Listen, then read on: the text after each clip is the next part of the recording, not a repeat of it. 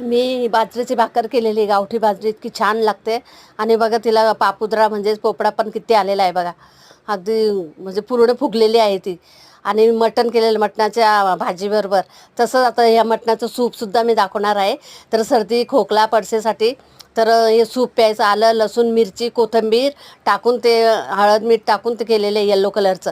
आणि ते जर हॉटेलसारखं आपल्याला करायचं असेल तर थोडं आलं लसूण मिरची कापून टाकायची, कांद्याची पात आणि सोया सॉस चिली सॉस आणि हे टाकलं की झालं आपलं याचं एक येल्लो कलरचं सेम हॉटेलसारखं सूप तयार होतं.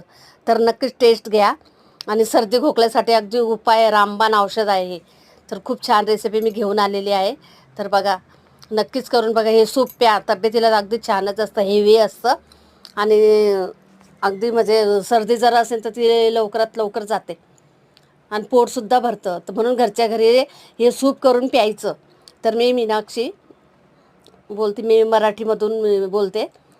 तर नक्कीच बघा आणि करून बघा हे सूप.